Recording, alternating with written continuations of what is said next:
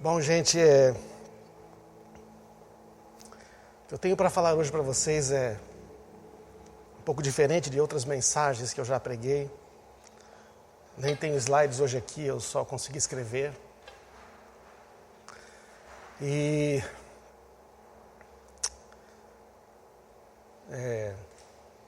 não vai ser uma mensagem fácil para mim de pregar ou falar, porque ela envolve coisas pessoais da minha vida.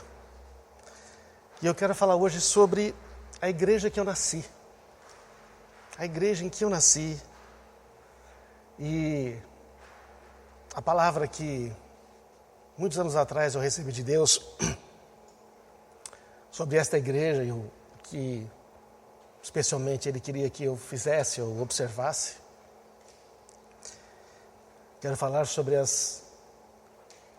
o que Ele me disse então nesse texto, sobre as ovelhas, sobre os pastores, e falar sobre a igreja que nós queremos hoje. Hoje vamos celebrar a ceia e, basicamente, celebrar a ceia é celebrar a nossa unidade com Cristo, com Jesus. E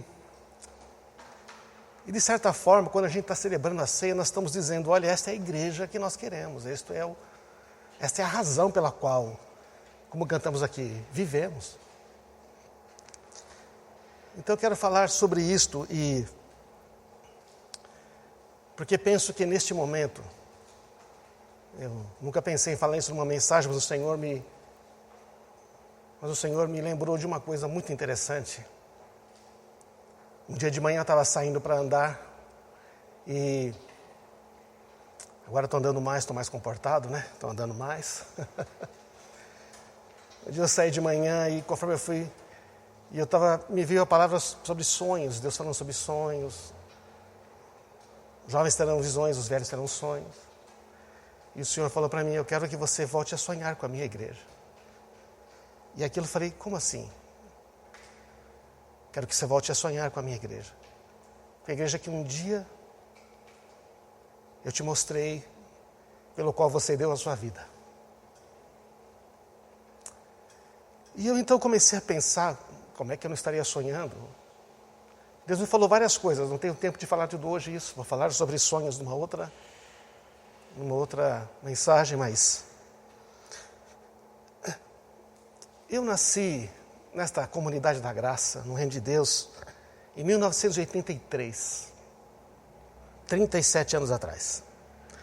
E eu conheci através da Marisa, que era minha namorada, ela queria casar comigo, então, ela falou, mas esse cabra tem que se converter, porque ele é assim, cascudo, eu não caso com ele não. Então, ela me levou lá para conhecer a comunidade e tudo, e eu frequentei, porque, legal, namorar menina, eu tenho que ir lá, beleza. Mas um dia eu tive uma experiência real com Jesus. Foi num culto à noite, enquanto o Ademar estava cantando, no meio da adoração, tive uma experiência de, pela primeira vez, ouvir a voz de Jesus falando comigo. E Ele me dizia que Ele me amava. Apesar de todos os meus pecados, das minhas fraquezas, dos meus erros, Ele me amava. Eu achando que eu tinha que ser melhor para Ele me amar. E Ele me disse, eu lembro que eu estava chorando o nome da Marisa aquele dia lá atrás, naquela reunião lotada, e eu ouvi dele que eu não tinha que mudar a mim mesmo para Ele me amar, mas que se eu amasse a Ele, me entregasse, me rendesse a Ele, Ele iria me transformar. Então realmente foi algo novo, foi assim, o céu vindo na terra. E eu estava lá com a minha namorada, depois noiva, ela está aqui me ouvindo. A gente vai fazer agora no próximo sábado, eu acho, é sábado, 35 anos de casado. E ela é a pessoa mais maravilhosa que eu jamais conheci em toda a minha vida. Vai ficar comigo todo esse tempo. E ali naquela comunidade, quando eu cheguei naquele lugar, foi uma experiência tão tremenda. E você vai entender porque eu estou contando isso para você. Porque quando eu cheguei lá, eu vi um grupo de pessoas que realmente se importavam uns com os outros. eu cheguei e comecei a conhecer um grupo de pessoas que eles aceitavam uns aos outros, com as suas fraquezas, com os defeitos. Eles pediam perdão quando erravam.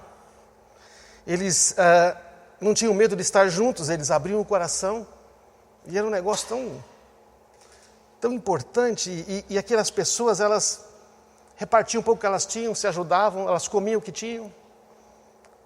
Faziam reuniões simples, gostavam de estar sempre juntos. Nunca deixavam de estar nas reuniões e de adorar a Deus e na célula, que era no caso na época, né, o grupo caseiro e tantos outros encontros que tínhamos. E a gente adorava muito a Deus e muita música. E a gente orava e eram experiências tremendas. E a gente lia muito a Bíblia, estudava. Nessa comunidade que eu nasci, palavra de Deus em primeiro lugar. Nada em desacordo com a palavra de Deus. A gente aprendeu que o reino de Deus é governado pela palavra de Deus. Deus colocou a sua palavra acima do seu próprio nome e disse: eu nunca vou negar a minha palavra. Então, a gente começou a aprender a palavra e a querer praticar aquela palavra. A liderança da comunidade não era uma hierarquia de poder, mas uma estrutura de serviço. O nosso lema, naquela época, né? O logo era até diferente, tem uns peixinhos na horizontal, lá na Rua Eponina. Era um corpo de serviço a serviço do corpo de Cristo. Então, maior é o que serve. E eu comecei a nascer nesse ambiente de amor, de pessoas e de adoração. Um pessoal que nunca queria ir embora. E um pessoal alegre, que mesmo no meio de pressões, dificuldades, eles continuavam alegres. E eles tinham tudo isso que eu queria tanto. E o pastor Carlos Alberto, tio Beto a gente chama ele, carinhosamente, ele sempre nos ensinava: olha, o maior é o que serve. Jesus não veio aqui para ser o maior. Ele veio para servir e dar a sua vida. O chamado básico de um cristão é amar e servir, não é para julgar, não é para condenar. Porque a marca de um filho de Deus, de um discípulo de Jesus é o amor. Então, a gente vivia nisto e também aprendemos lá que ninguém é dono das pessoas. Pastores não são donos dos rebanhos. Os pastores são servos. E aqueles também que lideram e fazem, também são servos. Mas se o pastor é o servo, os demais são. Ora, se Jesus é o servo, os seus discípulos também são. E eu falava: yes, esta é a igreja. Mano, coerente, tudo na Bíblia. Não era uma religião. Não era uma coisa que você fazia de conta para alguém ver. E aí, ninguém é dono das pessoas, falamos a verdade em amor. Nunca deixamos a mentira e rancor permanecer nos relacionamentos. Então eu aprendi nesta comunidade que o maior valor desse grupo de pessoas, que eu comecei a conviver, que chamava Comunidade da Graça, eram os relacionamentos de amor e respeito. Eu posso não concordar com você, mas eu posso respeitar você. Não sou seu inimigo porque você pensa diferente. Afinal, só existe um que é bom e que tem toda a sabedoria. Vamos buscar a Ele. E sabe, isso era tão claro para mim, tão simples. Eu falei: simples. Então, o maior valor desta igreja são os relacionamentos. Primeiro com Deus, depois com a esposa, em casa, família. São as prioridades, né? Deus, a esposa, a família, os filhos, né? Os amigos, colegas de trabalho, os amigos da igreja, as pessoas todas que Deus colocar ao seu redor. Interessante que lá nesta comunidade que eu vi que uma pessoa boa, honesta, com todo respeito, faz tudo certo na vida, é tão importante quanto aquele que é fraco, aquele que não consegue ser bem sucedido, e até mesmo um assassino, até mesmo alguém que está na cadeia, tem um valor. Eu achava, bom, peraí, não, são valores diferentes, cada pessoa tem um valor, mas o valor de uma pessoa é o valor de uma pessoa. Basta se arrepender. Porque aquele que diz que odeia o seu irmão é assassino, disse Jesus. O padrão do reino de Deus, ele parte do coração. O Senhor, nosso Pai, Deus, o nosso Pai, o Senhor Jesus, Ele quer que todos se arrependam. Nem todos vão se arrepender, mas Ele quer que todos se arrependam. Então eu aprendi então, que não fomos chamados para julgar as pessoas, para definirmos os padrões, somos chamados para amar e servir as pessoas, levantar as pessoas. É verdade que algumas pessoas se levantam, ela te dá um tapa e sai. Tá bom, esse é um problema dela. Eu fui criado, nasci neste ambiente com esses valores. E sabe, eu aprendi que Deus não nos obriga a amá-lo. Ele escolheu nos amar. E quando Ele nos liberta do pecado e de tudo, Ele nos deixa livres para escolher amá-lo ou não. Alguns, obrigado aí, hein? Outros falam, não, nunca mais vou te deixar. O reino de Deus é um reino de escolhas. É um reino onde você é livre para escolher. Não é um lugar onde ficam te oprimindo, te controlando. Eu falei, isto é tudo que eu sempre quis viver. E aí então, estou contando essa história que eu pensei, puxa, eu não pensei que existisse um lugar assim. E a gente foi crescendo nisto e eu falei, nunca mais vou sair deste lugar, não é? Então, o papel nosso o que é? Você prega o Evangelho, você ensina como viver essa vida cristã que agrada a Deus. Isso é discipulado. Ensinar a um outro como viver essa vida. Como é que você passa essas lutas? Quando tudo é errado, não é? E viver adorando a Ele. Então, e eu falei, poxa, que lugar quando todo mundo é perfeito. É lógico que ninguém é perfeito. Mas é uma perfeição diferente, é você ver Cristo no outro. Ele é perfeito. Então, a gente estava nesse ambiente e eu tinha muitas fraquezas, mas eu tinha amigos, eu tinha a Marisa. E se não fossem nossos amigos, não estaria aqui hoje. Eles viam nossos problemas, meus problemas, reclamações, minhas bobeiras, meus pecados. Eu podia confessar pecados sem medo. Sabe o que é isso? Você poder confessar um pecado sem medo? Sem medo que alguém vai ficar falando para os outros, sem medo que vão te ridicularizar depois. Nasci neste lugar. Experimentei isso na minha vida. Eu decidi.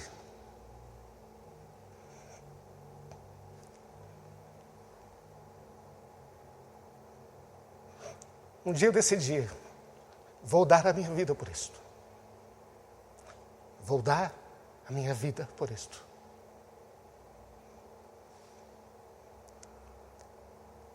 E nós tínhamos amigos, eu e Marisa, um casal de amigos, a gente lembra que a gente saía do culto, ia comer pão com manteiga, café com leite na casa deles. Uma casa de 1,5 cômodo, com 2 filhos. Hoje ele é bem empresário, bem sucedido, tem muitas casas, mas ele foi fiel quando tinha 1,5 cômodo. Sempre fiel. Eu e a Marisa sempre vamos ser muito gratos ao Zé e Eliane, né? Zé e Eliane que foram nossos amigos. Porque a gente na vida passa momentos difíceis. Eu poderia ter me desviado, mas não me desviei porque eu tinha amigos. Ovelhas de Jesus que eram meus amigos. Eu tinha pastores que me ensinavam a verdade. Pessoas que falavam comigo as coisas que eu precisava ouvir, não só as que eu gostava. Por isso eu não me desviei, nem me desgarrei. Nunca fui empurrado para fora. E sabe, é bom você estar num lugar onde você pode errar, onde você pode saber que as pessoas elas vão te dar uma outra chance. Quando a gente se sente amado num grupo, os nossos medos diminuem, não é verdade? A gente tem menos medo de errar.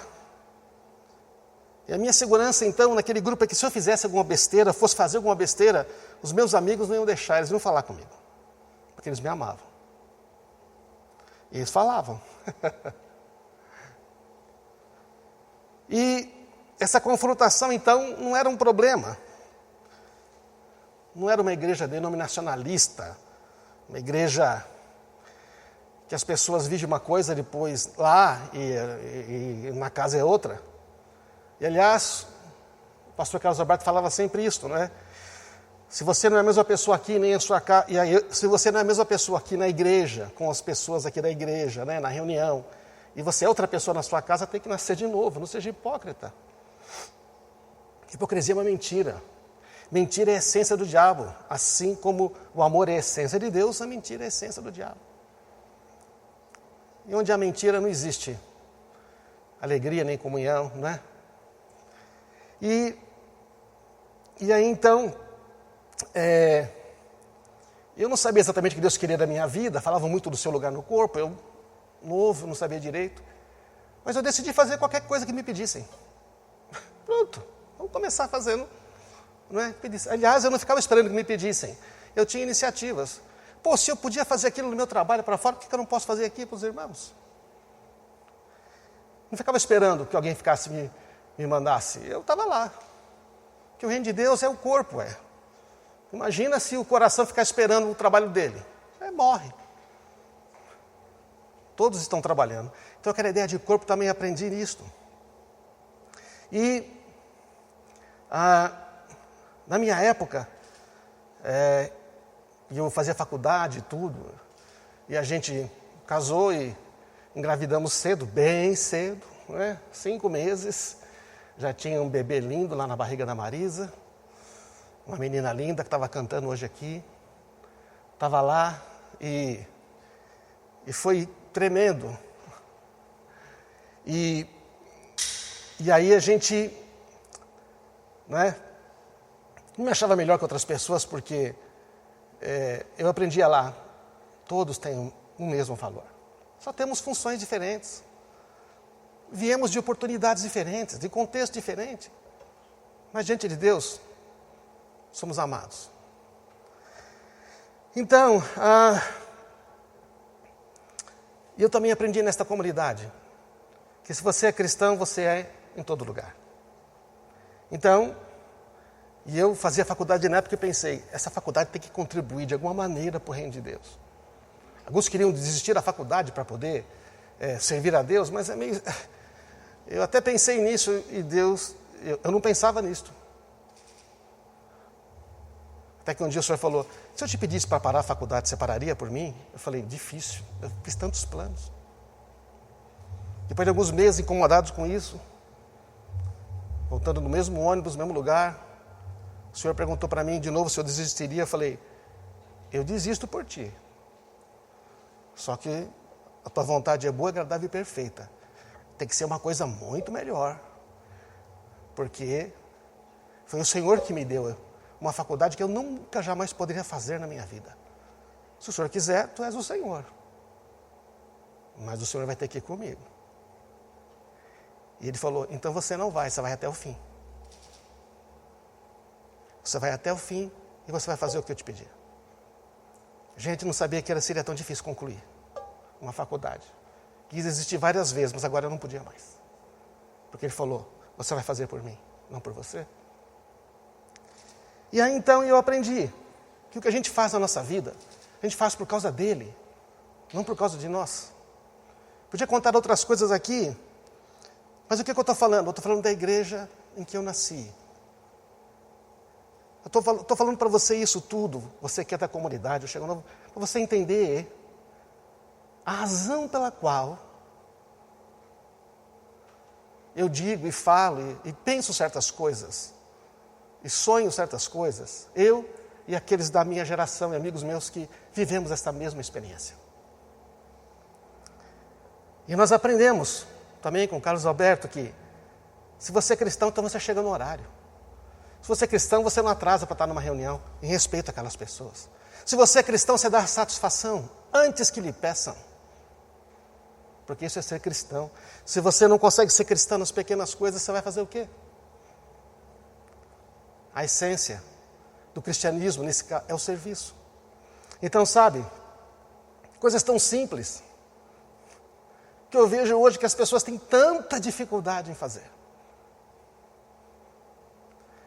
Se nós somos cristãos nas mínimas coisas, como é que vamos ser nas maiores? Se eu não posso varrer o chão, limpar o banheiro, como é que eu posso me candidatar a uma coisa mais nobre, tipo, cantar, pregar, ensinar? Se eu não varro e cato lixo com a mesma alegria com que eu poderia fazer uma outra coisa, que tipo de Jesus é esse? Que é isso que eu estou fazendo? E eu falei, é isso, eu quero isto. Eu quero viver, eu dou a minha vida por isto. Tudo isso aprendi lá. Isso afetou a minha maneira de viver, a maneira como eu cuidei da minha família, como eu trabalhei, como determinei as prioridades, cuidei dos meus filhos, fazia as coisas, não que eu acertei, mas eu pensava nisto. Então, no caso da minha geração, vivemos uma experiência interessante naquela época. A experiência do crescimento do boom evangélico. Agora tinha rádio gospel, agora nós podemos gravar discos, e começamos a fazer coisas tremendas, e agora não era mais um pária ser evangélico, não é? Começou a ficar popular, não é? Começou a crescer, gravação ao vivo e grandes eventos, e junto com isto, joio misturado com trigo, você sabe. O joio parece o trigo, mas ele não dá fruto, fica sempre durão em pé. O trigo dá frutos, quando ele é carregado, ele se inclina, ele se humilha. Por isso Jesus falou, espera até a época da colheita, quando o trigo abaixar pelos frutos, você pega o joião que está lá de pé e corta e queima. Então, agora não tinha só renúncia e dor, tinha a glória, tinha as honras, e aí começa a aparecer todo tipo de tranqueira. E a gente vê uma fase de crescimento da igreja muito grande no nosso país, e para tristeza também a gente vê o crescimento de uma iniquidade no meio da igreja. Graças a Deus que eu estava nessa comunidade, mas a gente viu tantas igrejas se perderem. Eu nasci nesta igreja, nesta comunidade. E mesmo após 30 anos eu penso nela.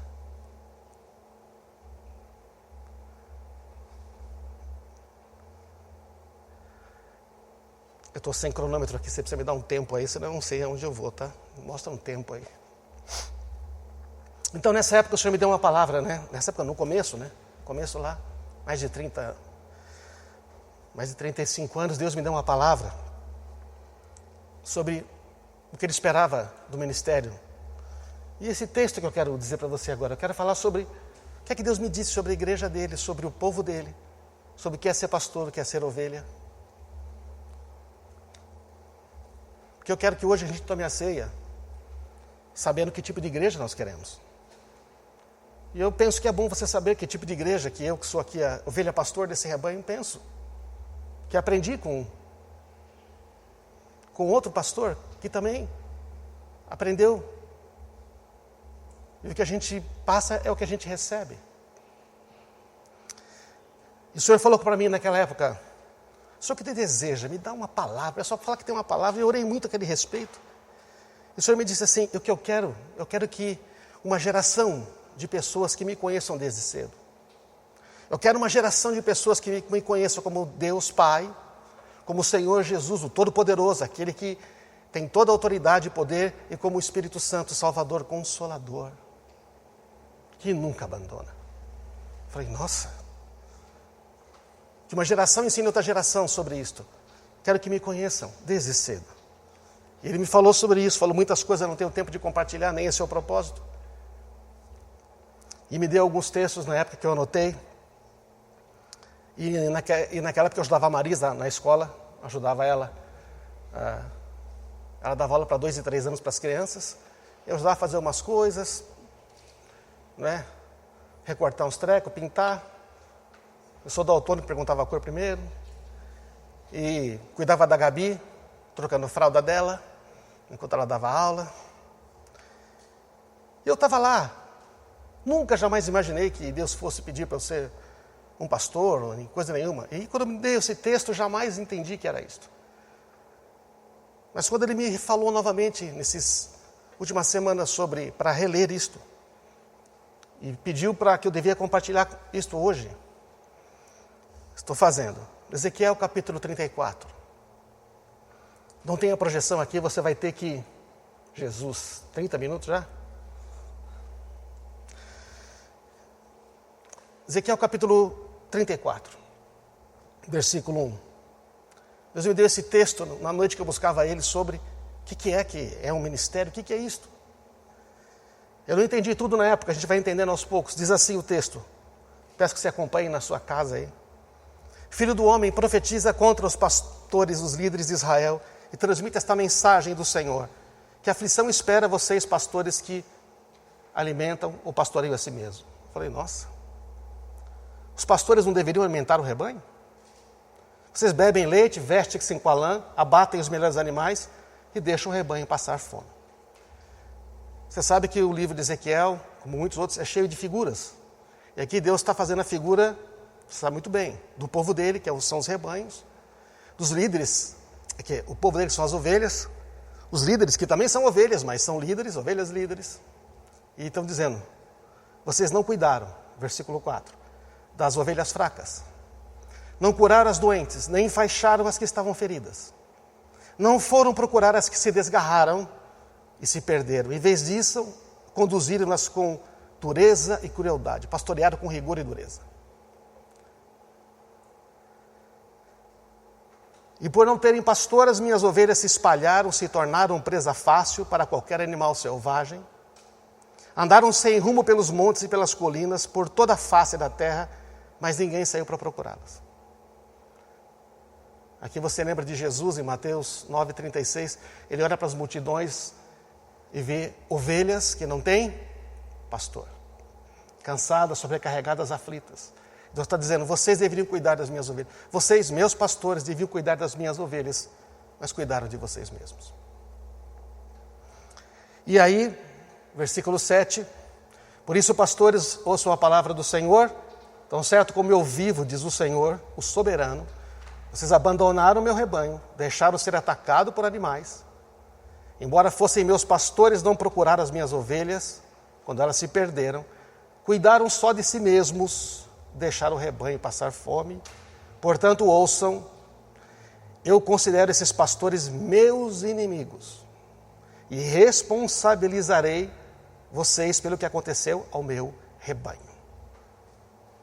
Então Deus está dizendo, vocês líderes, sou inimigo de vocês, vocês líderes de Israel. Sabe, com tristeza, nos últimos anos eu vi na igreja, não estou falando aqui da comunidade, embora teve também alguns casos, quantas pessoas procurando apenas o interesse pessoal, líderes, pastores, sim, os que têm o título de pastor, e ovelhas também. Os pastores deveriam conduzir, deveriam ensinar as pessoas, mas eles estão só preocupados com eles mesmos.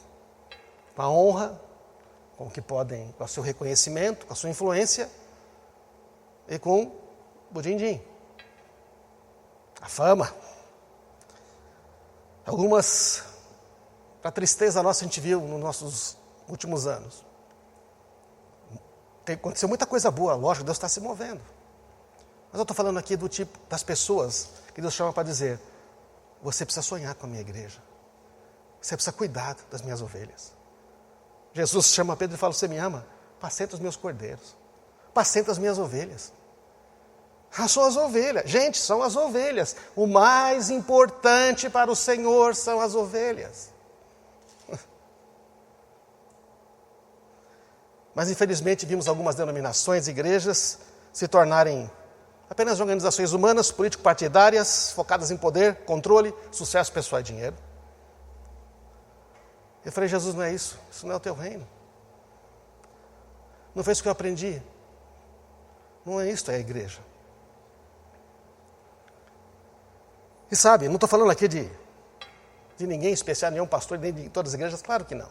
Mas você sabe, você que é cristão há um certo tempo, você vê quanta gente triste, abandonada. Quem está cuidando das minhas ovelhas? E quando eu ouvia essas coisas, eu chorava e dizia, Senhor, mas o que é isso? Falou, as minhas ovelhas. Não estão cuidando das minhas ovelhas, desde as pequenas. Isso porque eu nem falei das crianças aqui, eu não tenho tempo para dizer isso para você. Deus me deu outra palavra sobre as crianças.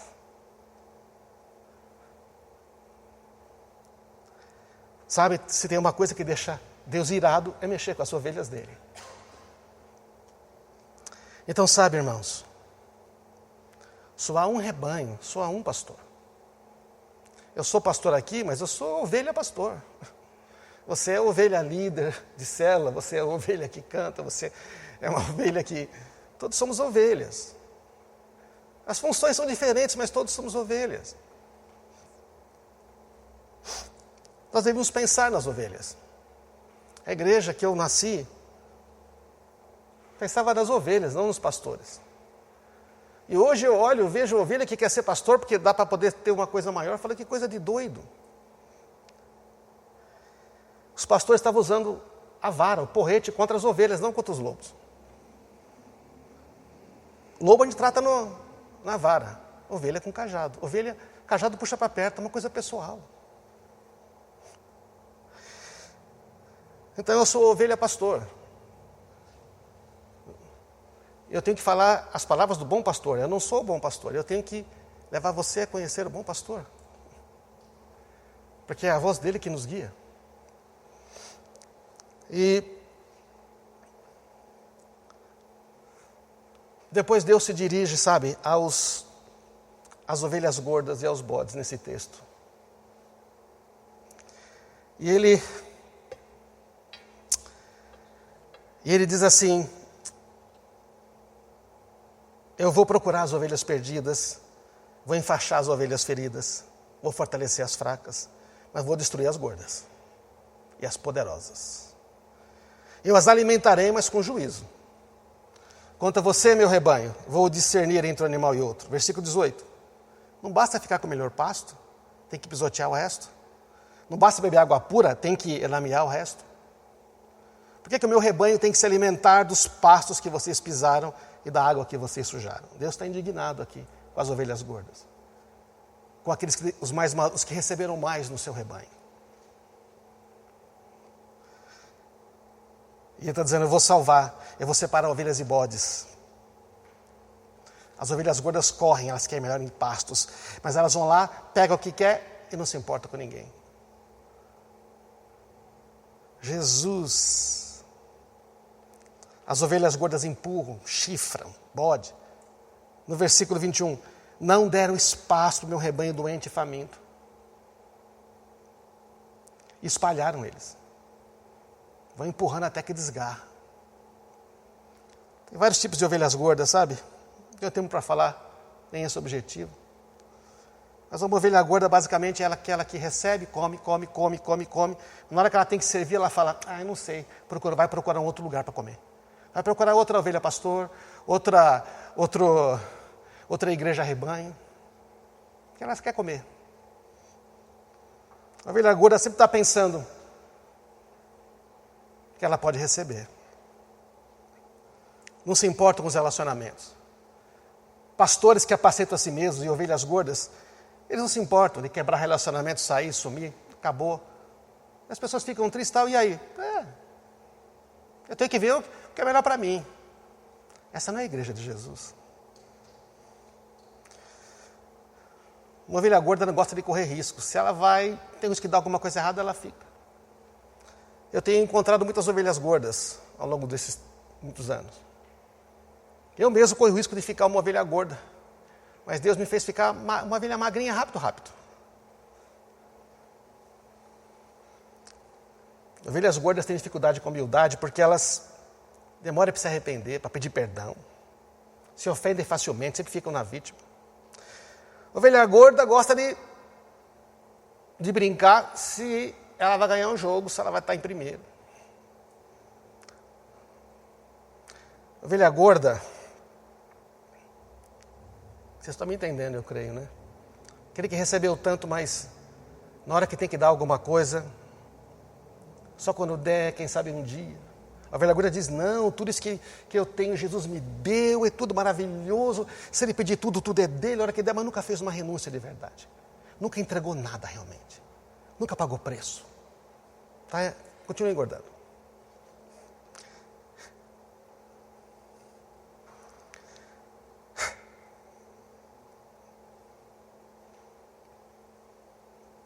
E depois eu quero terminar, Jesus fala com as ovelhas. Deus fala no texto com as ovelhas fracas, doentes, as feridas, as desgarradas.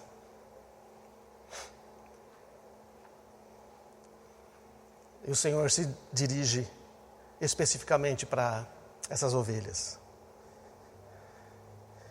E ele diz assim, eu vou buscar, eu mesmo vou buscar, eu vou enfaixar, eu vou a delas um pastor que as apacente segundo o meu coração. A Davi, ele está falando de Jesus, ele está falando dos tempos de hoje, que depois da época da graça, teria pastores de verdade. Sabe, a igreja que eu fui criado, que eu nasci, pastores são servos, não são donos. Pastor leva mordida de ovelha, leva patada, leva chute, esperneia, dá um trabalho, mas não se importa de continuar. E as ovelhas desta igreja que eu nasci, elas dão espaço, elas se importam com as outras. Primeiro você, meu irmão, que eu posso te servir. Mas hoje, parece que ser uma ovelha fraca, nossa, não pode falar de fraqueza, não pode nada. Deixa eu dizer, Deus ama as ovelhas fracas, as doentes, as feridas, as desgarradas, as perdidas. Eu nunca fui desgarrado e perdido, sabe por quê? Porque eu tive ovelha pastor, tive ovelha amigo que me ajudaram. Talvez você não tenha tido, mas nunca é tarde para ter. O Senhor Ele se importa conosco. Eu, como ovelha, tentaram me empurrar para fora. Sofri muitas tristezas, dores, decepções, mas eu tinha ovelha pastor, tinha ovelha amigos.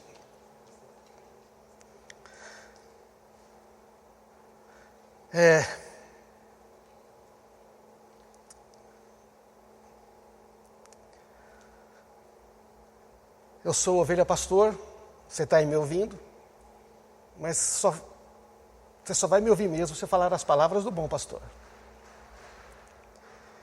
E aqui em Ezequiel 34, ele está dizendo assim, eu vou buscar você, eu vou trazer você de volta, vou enfaixar você, eu vou pastorear. Como é que ele vai fazer isso? Como é que ele vai fazer isso, Deus? Como é que ele diz? Eu mesmo vou fazer, eu mesmo, pelo meu espírito, na vida daqueles que são as minhas ovelhas, eu vou fazer isto. Esta é a igreja que a gente quer. Essa é a igreja que a gente sonha. Eu nasci nela. Achei até que por um tempo ficaria difícil ter, porque tanta ovelha gorda, tanto pastor ruim, tanta gente sendo enganada. Mas o Senhor me disse, quero que você sonhe com a minha igreja de novo.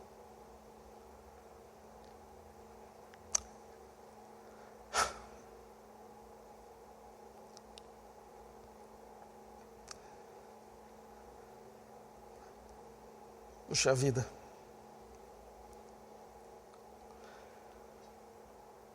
Tenho que resumir aqui.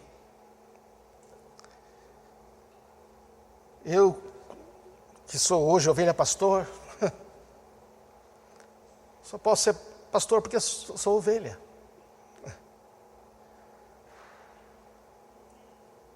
Depois de 37 anos como cristão, eu tive tantos fracassos, tantas fraquezas, tantas derrotas, tantos planos que se frustraram.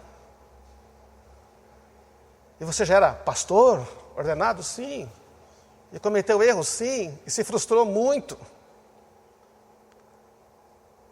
Me frustrei em situações que eu obedeci a Deus, fiz o que Ele pediu, então tudo dá errado. E eu penso, será que eu ouvi a Deus mesmo? Já sentiu assim? Frustrações. Mas sabe, eu posso ser frustrado. Mas os planos de Deus não podem ser frustrados. E eu creio na palavra de Deus. Eu posso passar frustrações. Eu posso não entender. Jesus falou, tenho muito o que dizer, mas você não pode entender agora. Eu não posso te contar tudo antes, você não vai aguentar. Nos momentos mais difíceis da minha vida, quando eu não conseguia orar, não conseguia nem falar, eu só ouvia uma coisa. Eu estou com você. Eu estou com você. Não te deixarei. Das vezes que entristeci o Espírito Santo e ele falou, não te deixarei. Passará o céu e a terra, mas a minha palavra não passará. Não vou anular a minha aliança, não vou retroceder. Você é meu. É na fraqueza que a gente descobre a graça de Deus. Ovelhas gordas e pastores que se apacentam a si mesmos não experimentam mais a graça, não ouvem mais a voz. Mas os fracos, os doentes, os que estão sofrendo, eles estão... Situações que eu falei, Senhor, como é que eu vou passar por isso? A minha graça te basta. Quando você não consegue e se rende a mim, eu faço. Pressões, dores, porque parece que ser cristão é experimentar isso. Deixa eu dizer, não creia nessa mentira. Eu aprendi isso na comunidade também. Não creia nas mentiras. De que as coisas não dão errado para os filhos de Deus. Pressões emocionais, cansaços físicos, esgotamento emocional. Mas pastor, não pode ter isso, mesmo. Só se não for humano. Um dia um pastor contou para alguém que teve que fazer tratamento médico por esgotamento, teve que ir no psiquiatra. E logo outro contou, numa reunião, tem pastores aí que vão para psiquiatra, eu jamais. Deus vai fazer tudo por mim. Oh Deus.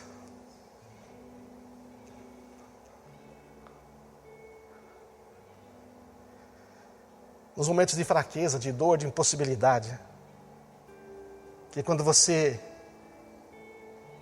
escolhe permanecer. Eu quero falar com você que está dizendo, eu sou a ovelha ferida hoje, talvez eu sou a ovelha descarada, eu sou a ovelha que está quebrada, eu sou a ovelha doente, ou perdida, ou fraca. Parece que eu não consigo avançar. O Senhor está dizendo, eu amo você, eu me importo com você. Eu estou aqui para dizer que eu sou testemunha disto. Não estou para dizer aqui da palavra de triunfalista de meia tigela. Estou aqui para falar da realidade para você. Mas que a igreja de Jesus é feita de pessoas assim.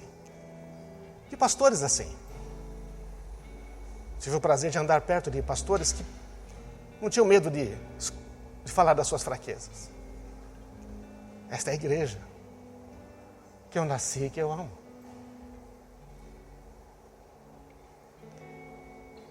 No momento de fraqueza, de dor, de impossibilidade, quando você escolhe permanecer, quando você resolve dar graças a Deus, quando você resolve, no meio de tudo aquilo, em vez de desistir, você diz, Senhor, me ajuda.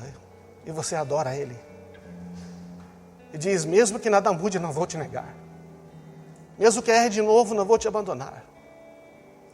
Não vou voltar atrás. Essa é a adoração que vale mais que todo ouro, que toda prata. Adoração que vem do íntimo, em espírito e em verdade. Aquela adoração tão preciosa, porque ela não vem da vitória, do sucesso e da resposta maravilhosa. Ela vem da dor, ela vem da tristeza, ela vem de quando tudo deu o contrário. Mesmo quando você tentou obedecer a Deus. Aquela adoração que não abandona a fé quando simplesmente não tem mais nada. Como diz Hebreus 13:9, a força de vocês vem da graça de Deus, não de seguir regras religiosas, não é? Então, basicamente eu quero dizer que a igreja, voltando para o começo e tentando concluir, Jesus é o bom pastor, Ele é o bom pastor. Ele falou, as minhas ovelhas são tudo para mim, ninguém vai tirar da minha mão, meu Pai me deu. Eu sou a porta que entra por mim. O ladrão, o mercenário, que são esses caras que apacentam a si mesmos, que são esses que eles pulam a cerca, eles querem se aproveitar, mas eu não. Eu sou, porque eu dou a vida pelas minhas ovelhas.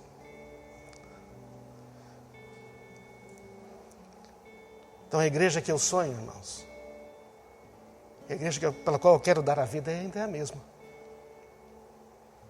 Por mais difícil que seja. É uma igreja que pode ter prédio, mas não precisa dele. Não sei se a gente vai conseguir pagar o prédio nos próximos meses. Mas se Deus quiser, Ele vai nos dar um recurso. E se não precisar, se não der, Ele vai nos dar outras coisas. Mas a gente, nós igreja, nós o rebanho, nós somos maior do que prédio. Nós somos mais importantes para Deus do que tudo. Nada é mais importante do que nós, as ovelhas. Isso nos devia, pelo menos, nos dar o temor de dizer, de fazer uma escolha, né? É isso que eu quero. É quando nós nos rendemos a Ele no meio do momento mais difícil que a gente experimenta as melhores alegrias. A igreja que eu sonho é essa, irmãos. Vamos tomar a ceia agora. E a igreja que eu sonho é a igreja onde tem as ovelhas, tem a ovelha pastor, tem a ovelha que canta, todos são ovelhas. Mas eu tenho um rebanho, só tem um pastor. Existem ovelhas apóstolos, ovelhas pastores, ovelhas evangelistas, profetas, ovelhas mestres. Para quê? Para que as ovelhas todas possam crescer e conhecer a um único pastor. A aprender a ouvir a voz desse maravilhoso pastor. Atingir a maturidade, a medida da fé, da espiritualidade em Cristo Jesus. É para servir. É para dar a vida. Está faltando mais gente assim. Quero convidar você nas próximas 4 semanas a perguntar: Senhor, afinal você me chamou para quê? Afinal, para quê? Por que a igreja não faz mais coisa, pastor? Perguntou para mim. Ele falou: eu não consigo. Olha, eu estou aqui, se o senhor quiser, o senhor me pede. Ele falou: não vai adiantar nada. Se eu tiver que ainda gerenciar você, eu não entro. O que é que Deus está pedindo para você fazer, que está no reino dele?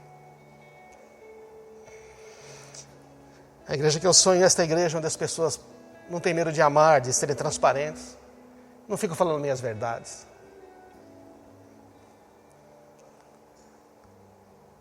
Pedir perdão a Deus por me importar demais com ovelha gorda. Não vou desprezar nenhuma ovelha, é dele. Mas a igreja que eu sonhei, que eu sonho ainda, é esta, onde eu nasci. E é essa que eu quero fazer parte. Sobre esses fundamentos, nós precisamos continuar a construir.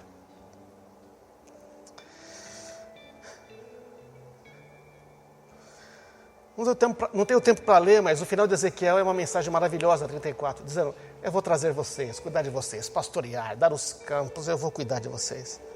Vocês são pessoas, vocês são meu povo, mas eu sou o seu Deus, eu sou o seu bom pastor. Amém? Qual a igreja que você sonha? Pai amado, nós queremos sonhar com uma igreja, mas a tua. Não a dos homens, Senhor. Nós queremos mais do que nunca experimentar algo muito mais profundo do que jamais experimentamos. Senhor, por isso traz arrependimento a todos nós. Fala conosco, Pai, eu oro para que esta igreja que eu experimentei na minha juventude, pela qual vivi e trabalhei, não estou dizendo somente esta igreja como Dada Graça, mas a tua igreja. Dada Graça é apenas um nome. A gente tem que ter um nome, uma referência para se identificar. Mas a tua igreja é uma. Ela é baseada no amor, no serviço, na verdade, na justiça, no cuidado do pobre, do órfão, da viúva, do necessitado, de valorizar os mais fracos, não de empurrar eles para fora. Esta igreja, Senhor, que eu quero continuar sonhando e peço para o Senhor despertar pessoas para sonhar também, Senhor.